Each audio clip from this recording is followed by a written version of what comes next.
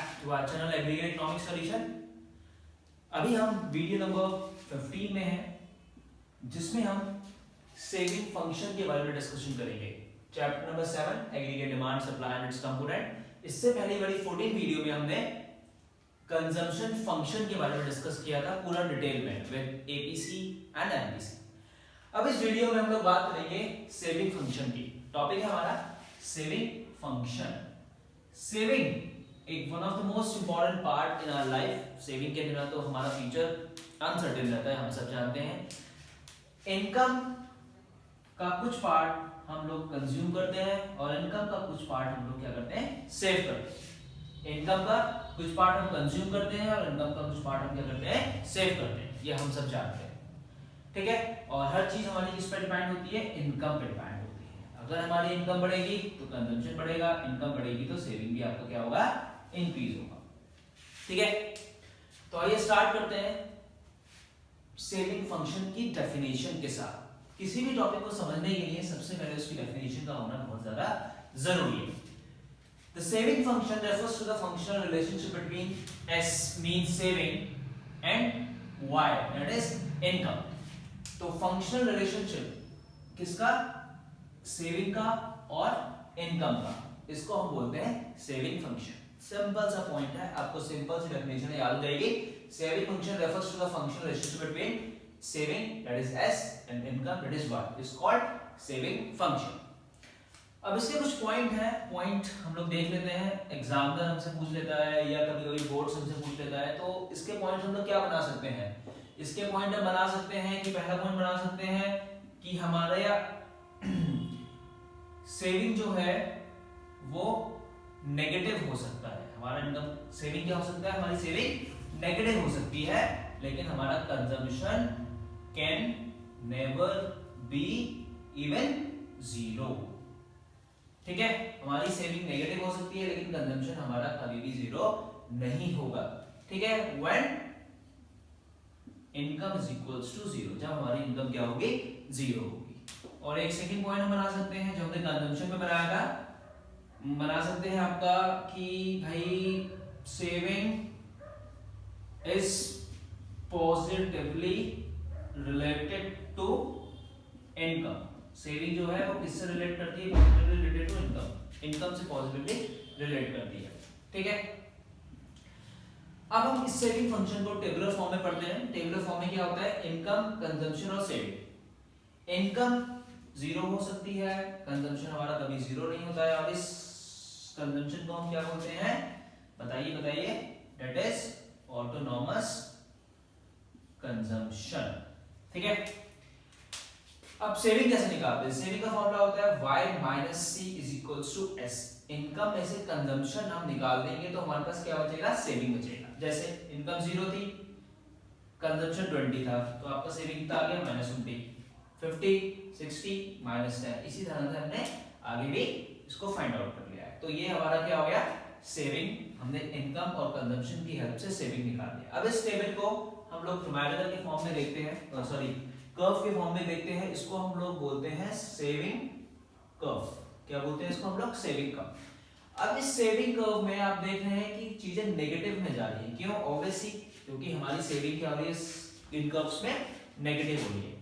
हमारी इनकम 0 थी, that is income हमारी क्या थी, 0 थी, तो हमारा सेविंग कितना था, -20। ये पॉइंट यहाँ पे आ गया। इनकम 50 थी तो सेविंग कितना था, -10। तो आप इसको ऐसे लिंक कर सकते हैं, दिस इज 50 और -10।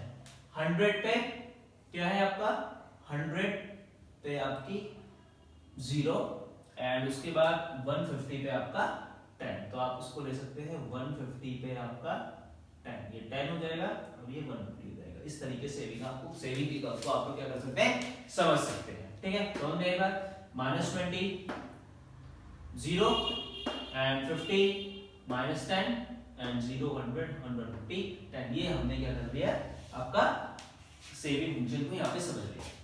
अब सेविंग फंक्शन का जैसे हमने कंजम्पशन फंक्शन का फॉर्मूला देखा था, आपको याद होगा, उसी फॉर्म में हम लोग क्या करते हैं, सेविंग फंक्शन का भी एक अलजेब्रिक एक्सप्रेशन बनाते हैं, जिसको हम फॉर्मूले के तौर पे लिखते हैं s is equals to -c bar plus 1 - b और y, ठीक है। अब ये होता क्या है, माइनस सी बार आपका हो जाएगा वही ऑटोनॉमस कंजम्पशन, लेकिन माइनस क्यों है इसको हम फॉर्मूलेस में डिस्कस करेंगे। b is equals to MPS हो जाएगा यहाँ पे, और y इक्वल्स टू आपका क्या है, इनकम है। तो सिंपल सा आपको ये फॉर्मूला अभी याद करना है, तो और हम डिटेल में समझेंगे आगे। s is equals to minus C bar plus 1 minus b, और ये पूरा कंसेप्ट आपका क्या है, सेविंग का है। तो सबसे पहले आप सेविंग फंक्शन की डेफिनेशन लिखेंगे, 2 पॉइंट्स लिख देंगे, सेविंग के फंक्शन का टेबल बना देंगे, उसके बाद कर्व बना देंगे, and then algebraic expression of saving function, ठीक है। अब हम सेविंग फंक्शन को और डिफाइन करते हैं, किस तरीके के बारे में बात करी थी। सेविंग फंक्शन का फॉर्मूला आपने पढ़ा था अलजेब्रिक एक्सप्रेशन वाला, और सेविंग को कैसे इनकम के साथ रिलेट हमने किया था। अब हम पढ़ेंगे सेविंग के टाइप्स। टाइप्स का मतलब क्या है, types of propensity to save. Propensity क्या क्या चेंजेस आते हैं इनकम और सेविंग्स के साथ। इसके लिए सबसे 2 इंपॉर्टेंट टाइप्स हैं इसके, जैसे हमने किसके पढ़े थे, जैसे हमने कंजम्पशन के पढ़े थे, आपको याद होगा कंजम्पशन का हमने पढ़ा था ABC एंड MPC। उसी तरह अब हम सेविंग के भी पढ़ेंगे APS एंड MPS। बस चेंजेस क्या हो जाएगा, यहाँ पे हो जाएगा APS और MPS। क्यों, क्योंकि हम किसकी बात कर रहे हैं, हम बात कर रहे हैं सेविंग। फाइन, चलिए स्टार्ट करते हैं। Types of propensity to save, same average propensity to save and marginal propensity to save. एक तो आपका होता है एवरेज और एक होता है marginal propensity to save. Average and marginal propensity to save आपको याद रखना है, इसकी शॉर्ट फॉर्म होती है APS एंड MPS। अब APS की डेफिनेशन क्या होती है, किसी भी चीज को समझने के लिए अगेन मैं फिर से रिपीट कर रहा हूं, डेफिनेशन का होना बहुत ज्यादा जरूरी है। APS refers to the ratio of saving to corresponding level of income। कितनी हमारी इनकम बढ़ेगी उतना हमारा सेविंग भी इंक्रीज होगा, बिकॉज कौन सा रिलेशन है, पॉजिटिव रिलेशन है, ठीक है। APS refers to the ratio of saving to corresponding income। APS का फॉर्मूला होता है delta S upon Y। APS का फॉर्मूला क्या होता है, S upon Y, saving upon Y। अब इसको हम एवरेज प्रोपेंसिटी टू सेव को हम लोग एक टेबुलर फॉर्म में देख लेते हैं, बहुत ही सिंपल सा है। Y 0 सेविंग -40, ठीक है। आई बात समझ में, क्लियर हो गया। ये आपका क्या आ गया, नहीं। देन इनकम 100 हुई, सेविंग -20, तो हमने APS के फॉर्मूले में पुट कर दिए S दैट इज -20 और Y दैट इज 100। तो इस तरीके से हमारा -0.20 आ गया।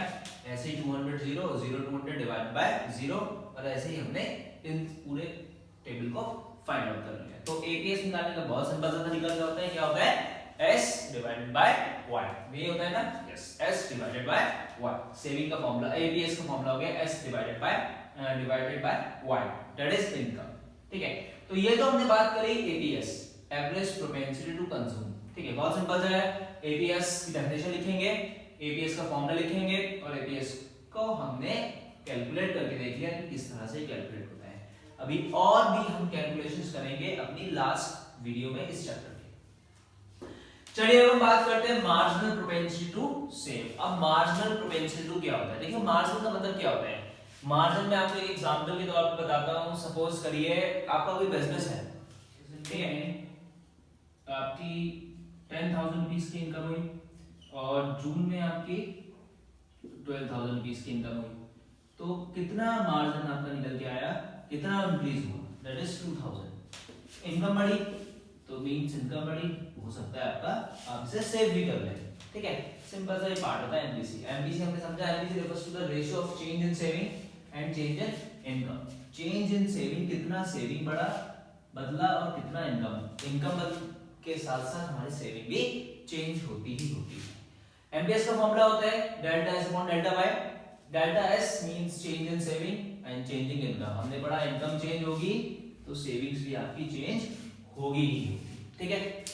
सेम जो हमने Y यहां लिया था वो हमने यहां ले लिया, saving same as it is हमने ऐसे उठा लिया।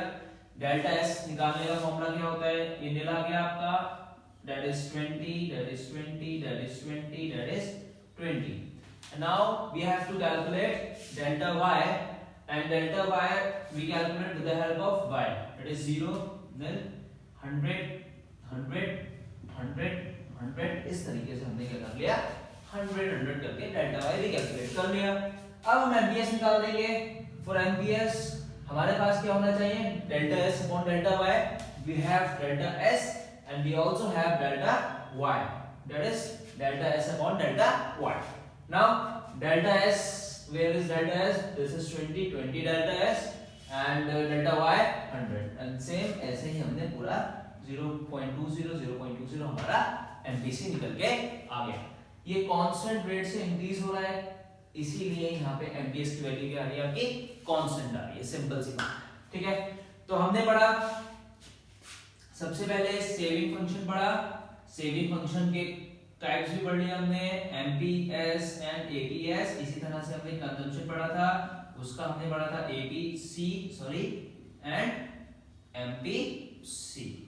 तो ये जो आपका टॉपिक है consumption function and saving function with APC and MPC, APS and MPS, ये टॉपिक आपका यहाँ पे पूरा हुआ. अब हम नेक्स्ट वीडियो में एपीसी का relationship between APC and MPC पढ़ेंगे, जिससे हमें और अच्छे से समझ में आ जाएगा कि और बेहतर इस चीजों को हम कैसे कर सकते हैं. और इन सबको अभी हम लास्ट वीडियो में फॉर्मूले के साथ न्यूमेरिकल्स करेंगे, जिससे आपको और आसानी से समझ में आ जाएगा कि इस चैप्टर का पूरा कंक्लूजन क्या निकल के आया. क्योंकि ये चैप्टर आपका बोर्ड्स के पॉइंट ऑफ व्यू से for numericals as well as आपका जो एग्जामिनर आता है वो आपसे पूछ लेता है इन टॉपिक्स के बारे में, तो आपको पता होगा.